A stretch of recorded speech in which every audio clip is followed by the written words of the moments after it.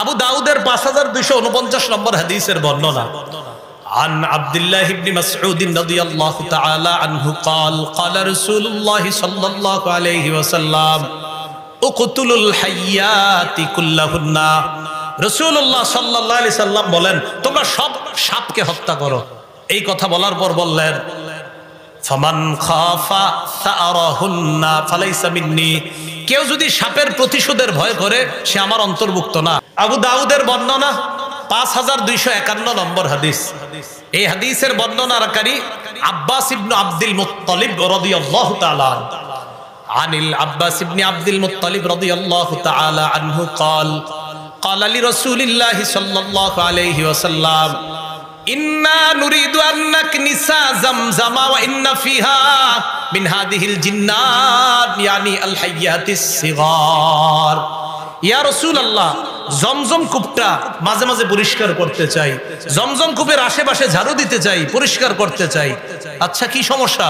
হুজুর জমজম কূপের আশেপাশে দেখি ছোট ছোট সাপ।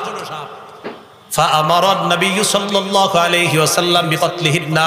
নবী হুকুম করলেন এগুলার মেরে ফেলবা, ছোট ছোট এগুলার মেরে ফেলবা। এবার আরেকটি হাদিস শুনেন, আবু দাউদের 5252 নম্বর হাদিস।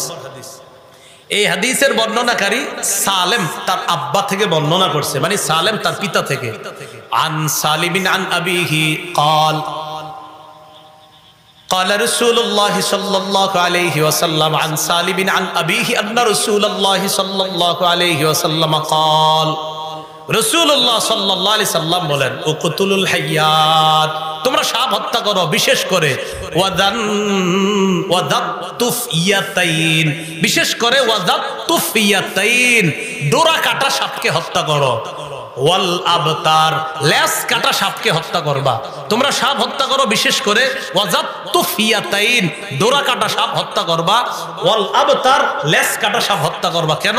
ফাইন্নাহুমা ইয়ালতামিসানিল বাসারা, এই দুই সাপ মাঝে মাঝে মানুষের দৃষ্টি শক্তি পর্যন্ত কেড়ে নেয়, দৃষ্টি শক্তি, এটার হত্যা করবা। আর ওয়ায়ুকসিতুল হাবালা, কখনো কখনো নারীর গর্ভের যে সন্তান, এই সন্তানের গর্ভপাত ঘটায়া দেয় এই দুই সাপ, ডোরা কাটা আর হলো আপনার লেজ কাটা, এগুলার বিশেষ করে হত্যা করবা। নিরাপত্তা কিভাবে নিব আমরা? তিরমিজির বর্ণনা 3604 নম্বর হাদিস। এটা আমি বলে যাচ্ছি, ওলামা হযরত আছেন, যদি কেউ পারেন একটু এটারে লেমনিটিং করে বিভিন্ন মসজিদে বা এলাকায় একটু আপনার লিফলেট বিতরণ করে দিতে পারেন। এই দোয়াটা তিরমিজির 3604 নম্বর হাদিস।